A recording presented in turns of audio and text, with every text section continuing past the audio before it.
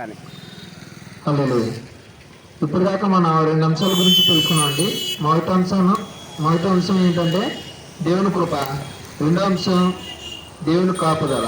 మొదటి అంశంలో ఏముందంటే ఏవో ఇల్లు కట్టించిన ఎడల దాన్ని కట్టువారి ప్రయాసం వ్యర్థము.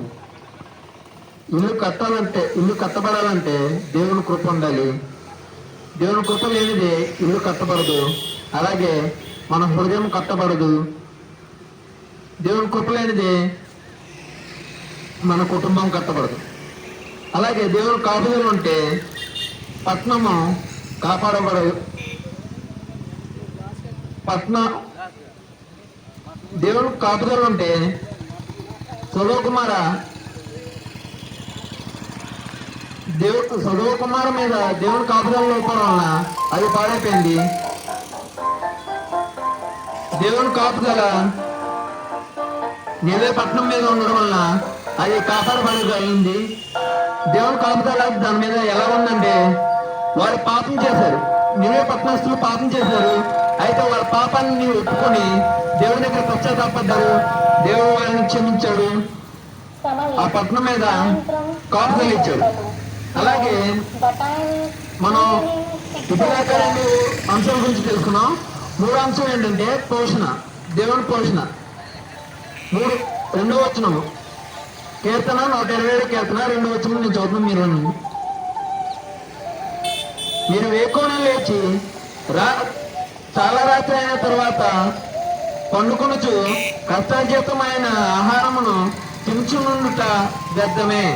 దేవుడు ఏమని చెప్తున్నాడంటే మనం ఉదయం నుంచి రాత్రి వరకు కష్టపడి మనకు కష్టపడిన దానికి కష్టార్జితం వచ్చిన తర్వాత ఇంట్లో సమాధానం లేకుండా ఎంత బోధన చేసినా అదంతా వ్యర్థమని దేవుడు చెప్తున్నాడు. అలాగే హగ్గయి మొదటి అధ్యాయం 6వ వచనం. హగ్గయి మొదటి అధ్యాయం 6వ వచనంలో ఇలా రాయబడి ఉంది.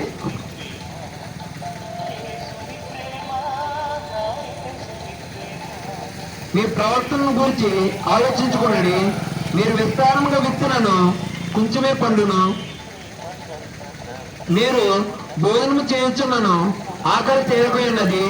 మీరు పానము చేయుచున్నను దాహము తీరిపోయినది. బట్టలు కప్పుకొనుచున్నను చలి ఆకునున్నది. పనివారు కష్టారు జీతము సంపాదించుకున్నను జీతము చినుగుపైన సంచిలో వేసినట్టుంది.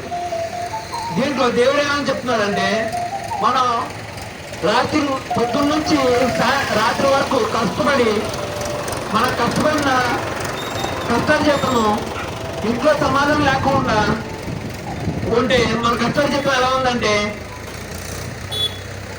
చిరుపైన సంచిలో వేసినట్టు ఉంటుంది.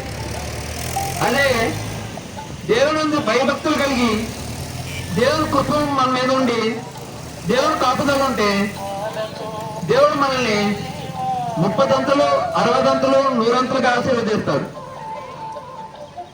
దీంట్లో మనం దేవుని పోషణ చూస్తాం. అలాగే 4వ అంశం ఏంటంటే కుమారుల గురించి. 127 కీర్తన 3వ వచనము. కుమారులు యెహోవా అనుగ్రహించు సాధ్యము, గర్భఫలము ఆయన ఇచ్చు బహుమానం. కుమారులు ఎవరు వాళ్ళండి? యెహోవా దేవుడు వాళ్ళు.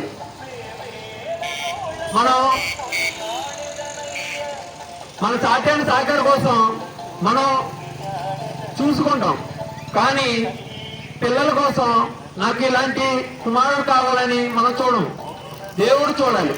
యెహోవా దేవుడు మన పిల్లలు కావాలంటే ఆయనే ఇవ్వాలి. ఆయన కృప, ఆయన కాపుదల ఉంటే కుమారులు మనకి దేవుడు ఇస్తాడు. అలాగే ఇప్పుడు దాకా మనం 4 అంశాలు చూసుకున్నాం. మొదటిది దేవుని కృప, రెండవది దేవుని కాపుదల, మూడవది దేవుని పోషణ, 4వది కుమారులు. అయితే ఇప్పుడు దాకా 4 అంశాలు చూసుకున్నాం. ఇప్పుడు తల్లిదండ్రులైన మీరు పిల్లల బాధ్యత, పిల్లల్ని ఎలాగా నడిపించాలి, దేవుని యందు ఎలాగ నడిపించాలి, వారిని దేవుని వైపు ఎలా తిప్పాలి, దాని గురించి మీరు వారికి తెలియపరచాలి. మొదటిగా తల్లిదండ్రులైన మీరు మీ బిడ్డలకు దేవుని వాక్యాన్ని నేర్పించాలి. ద్వితీయోపదేశ కాండము 6వ అధ్యాయము 6వ వచనము. ద్వితీయోపదేశ కాండము 6వ అధ్యాయము 6వ వచనము. నేను చదువుతాను, మీరు వినండి.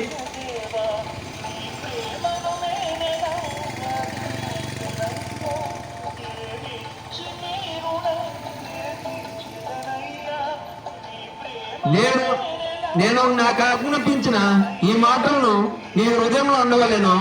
నీవు నీ కుమారులకు వీటిని అభ్యసింపజేసి నీ ఇంట్లో కూర్చున్నప్పుడు త్రోవను నడుచున్నప్పుడును, పండుకున్నప్పుడును, లేచినప్పుడును వీటిని గురించి మాట్లాడవలను. సూచనగా వీటిని చేతికి కట్టవలను. అవి నీ కన్నుల నడుమున బాసము వలె ఉండవలేను. దేవుడు ఏం చెప్తున్నాడంటే, తల్లిదండ్రులైన మీరు కుమారులకి ఏమని చెప్పాలంటే దేవుని వాక్యం అని చెప్పాలి. ఎప్పుడెప్పుడు ఎక్కడెక్కడ చెప్పాలంటే, మీ పిల్లలు దేవుని వాక్యాన్ని వారికి చెప్పినప్పుడు దేవుని వాక్యం వారికి ఎక్కడ ఉండాలంటే వారి హృదయంలో నాటబడి ఉండాలి. వారికి తల్లిదండ్రులు మీరు బిడ్డలకి ఎప్పుడెప్పుడు వాక్యం చెప్పాలంటే, వారు కూర్చున్నప్పుడు దేవుని వాక్యం చెప్పాలి. వారు త్రోవను నడిచినప్పుడు దేవుని వాక్యం చెప్పాలి. వండుకున్నప్పుడు వారికి దేవుని వాక్యం చెప్పాలి. అలాగే లేచినప్పుడు వారికి దేవుని వాక్యం చెప్పాలి. అంటే ప్రతిదినము ప్రతి క్షణము వారికి దేవుని వాక్యం వారికి చెప్తా ఉంటే వారు దేవుని నుంచి తొలగిపోరు.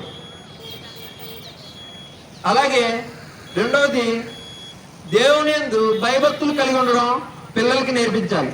తల్లిదండ్రులైన మీరు దేవుని యందు భయభక్తులు కలిగి ఉండడం పిల్లల్ని నేర్పించాలి.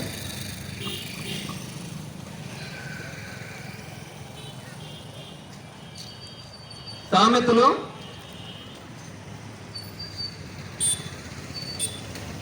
22వ అధ్యాయము 6వ వచనము. బాలుడు నడవలసిన త్రోవను వారికి నేర్పము, వాడు పెద్దవాడైనప్పుడు దాని నుండి తొలగిపోడు. దీంట్లో ఏమని రాయబడి ఉందంటే, బాలుడు నడవాల్సిన త్రోవను వారికి నేర్పించాలంట. తల్లిదండ్రులైన మీరు మీ బిడ్డలకు వారు ఏ విధంగా నడుస్తున్నారు దేవుని యందు, వారు మంచి పనులు చేస్తున్నారా, వారు చెడుతనంలో ఉన్నారా, మీరు తల్లిదండ్రులైన మీరు మీ బిడ్డలకి వారు మంచి నడవడిక నడుచుకునేలాగా వారికి చెప్పాలి. అలాగే మూడోది, మనం ఇప్పుడు దాకా మూడు చూసాం. తల్లిదండ్రులైన మీరు పిల్లలకి బాధ్యత నేర్పించాలి. ఆ బాధ్యతలో 3 అంశాలు చూసాం. మొదటిగా వారికి వాక్యం నేర్పించాలి. రెండవదిగా దేవుని యందు భయభక్తులు కలిగి ఉండడం చూపించాలి. అలాగే మూడోది, వారు నడవలసిన త్రోవను చూపించాలి. అలాగే నాలుగోది, వారికి ఏం చెప్పాలంటే, వారు పాపం చేసినప్పుడు వారిని దండించి వారిని శిక్షించినప్పుడు దేవుని నుంచి తొలగిపోరు. సామెతలు 13వ అధ్యాయం 1వ వచనం. తండ్రి శిక్షించిన కుమారుడు జ్ఞానము గలవాడను, అపహాసకుడు గద్దెంపకు లోబడడు. దీంట్లో ఏమనుందంటే, తండ్రి శిక్షించిన కుమారుడు జ్ఞానవంతుడు అవుతాడంట. తండ్రి శిక్షించకపోతే ఏమవుతాడండి? అపహాసకుడు అవుతాడు. తండ్రిని అసలు లెక్క చేయడు. తల్లిదండ్రులను మీరు మీ కుమారుల్ని పాపం చేసినప్పుడు వారిని శిక్షిస్తే వారు మీ మాట వింటారు. మీ యందు భయభక్తులు కలిగి ఉంటారు. దేవుని యందు వారు తప్పును తెలుసుకున్నప్పుడు దేవుడు వారిని క్షమిస్తాడు. అలాగే అదే అధ్యాయము 24వ వచనము చదువుతున్నాను, మీరు అనండి. బెత్తము వాడని వాడు తన కుమారునికి విరోధి, కుమారుని ప్రేమించిన వాడు వాడిని శిక్షించును. బెత్తము వాడని తండ్రి తన కుమారునికి విరోధి. తల్లిదండ్రులైన మీరు మీ కుమారులు మీకు విరోధంగా ఉన్నప్పుడు వారిని శిక్షించమని దేవుడు దీంట్లో మాట్లాడుతున్నాడు. కుమారుని ప్రేమించేవాడు వారిని శిక్షిస్తారని దీంట్లో రాయబడి ఉంది.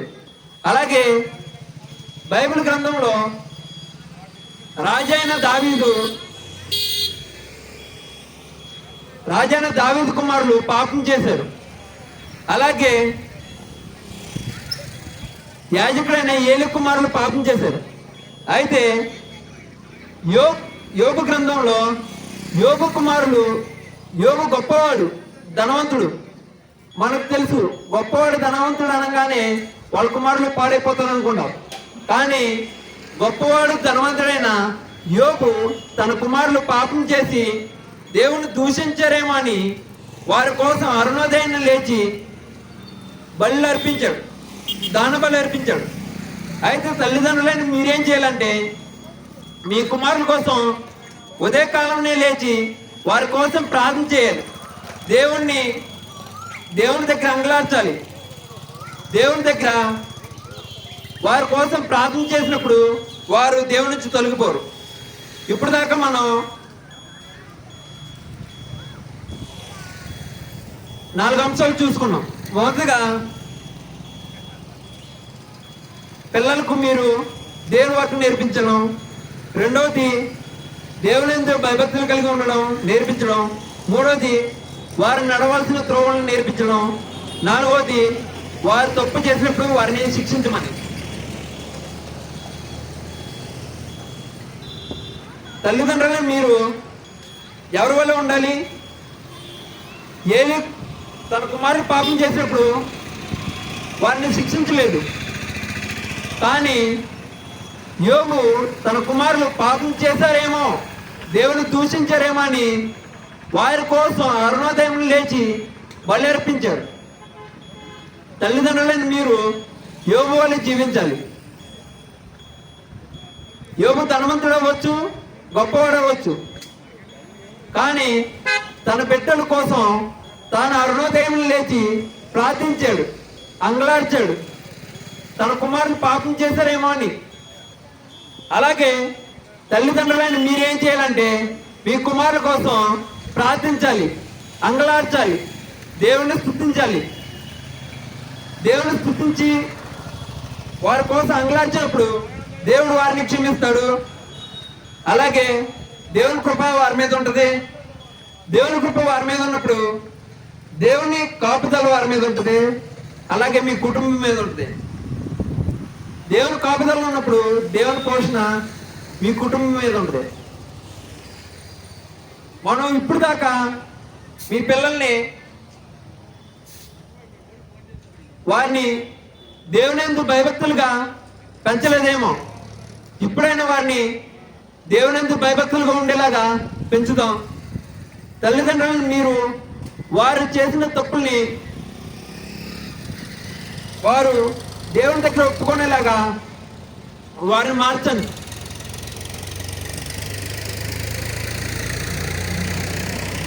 దేవుడు ఇచ్చిన వాక్యాన్ని దీవించిన ఆమె. దీంట్లో ఏమైనా తప్పుంటే క్షమించండి. హల్లెలూయా.